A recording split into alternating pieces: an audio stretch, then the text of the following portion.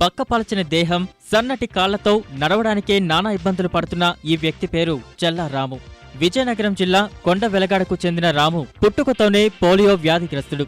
పట్టుమని 10 అడుగులు కూడా వేయలేకపోయేవాడు. తన వైకల్యం ఎదుగుదలకు అడ్డు రాకూడదని భావించి క్రమం తప్పకుండా వ్యాయామాలు చేయడం అలవాటు చేసుకున్నాడు. క్రమక్రమంగా అంగవైకల్యాన్ని ఎదిరించాడు. వెయిట్ లిఫ్టింగ్ పై మక్కువ పెంచుకున్న రాము తాను చేయలేకపోయినా తన సోదరుని మంచి వెయిట్ లిఫ్టర్ గా తీర్చిదిద్దాలని కలగన్నాడు. అనుకున్నదే తడవుగా విజయనగరం తీసుకువెళ్లి మంచి శిక్షకుడి వద్ద శిక్షణ ఇప్పించాడు. ఆ సమయంలోనే తాను వెయిట్ లిఫ్టింగ్ లో మెలకువలు నేర్చుకున్నాడు.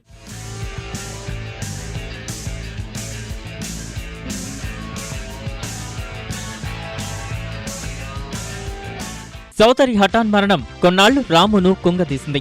క్రమంగా ఆ ఆవేదన నుంచి తేరుకుని ఆమె ఆశయాలను నెరవేర్చేందుకు గ్రామంలోని యువతీ యువకులను తీర్చిదిద్దాలని నిశ్చయించుకున్నాడు. ఎలాంటి సౌకర్యాలు లేకపోయినా పూరి గుడిసెలోనే శిక్షణ ఇవ్వడం ప్రారంభించాడు. రాము వద్ద తర్ఫీదు తీసుకున్న వెయిట్ లిఫ్టర్లు రాష్ట్ర, జాతీయ, అంతర్జాతీయ స్థాయి పథకాలను కొల్లగొట్టసాగారు. తాజాగా కామన్వెల్త్ క్రీడల్లో రజత పథకం గెలుచుకున్న సంతోషి సైతం రాము వద్దే శిక్షణ తీసుకుంది.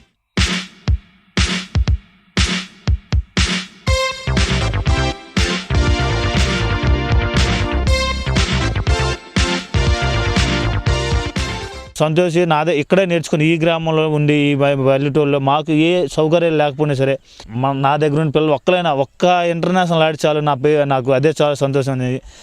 చాలా ట్రై చేశాను. First time Santoshi international medal తీసింది. చాలా ఫీల్ అయ్యాను. ఏషియన్ ఛాంపియన్షిప్లో ఉజ్బెకిస్తాన్ అక్కడ మెడల్ తీసింది. దాని తర్వాత ఈ కామన్ గేమ్స్లో స్కాట్లాండ్ జరిగే గేమ్స్లో మెడల్ కొట్టిన తర్వాత ఇంకా దానికి 100 రెట్లు చాలా ఆనందంగా ఉంది. గత 10 ఏళ్లలో కొండవెలగాడ నుంచి 15 మంది జాతీయ, రాష్ట్ర స్థాయి స్వర్ణ పతకాలు సాధించారు. క్రీడా పరికరాలు సైతం సొంత సొమ్ముతోనే సమకూర్చుకోవడంతో పాటు క్రీడాకారులు పోటీల్లో పాల్గొనేందుకు అయ్యే ఖర్చుల కోసం డబ్బు కూడా ఇచ్చి వారిని ప్రోత్సహిస్తున్నాడు. పొలం అమ్మి వారి కోసం సొంతంగా జిమ్ ఏర్పాటు చేయడం విశేషం. మా కోచ్ మాకు చాలా ప్రోత్సహిస్తారు. వీలైతే అతని ఖర్చులతోనే మమ్మల్ని ఎక్కడికైనా తీసుకెళ్తారు. చాలా సపోర్ట్ చేస్తారు.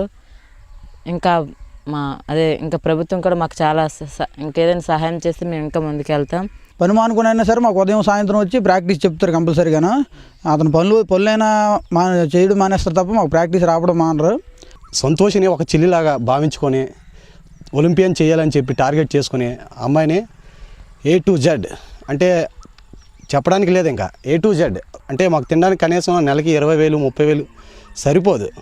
అంటే ఒక అమ్మాయికి నెలకి 20,000 30,000 పెడుతున్నారంటే అతను ఎంత ఇంట్రెస్టెడో అందరికీ తెలిసిపోతుంది. అంతర్జాతీయ స్థాయి వేదికలపై పోటీ పడాలంటే ఆ స్థాయి శిక్షణ తప్పనిసరంటాడు రాము.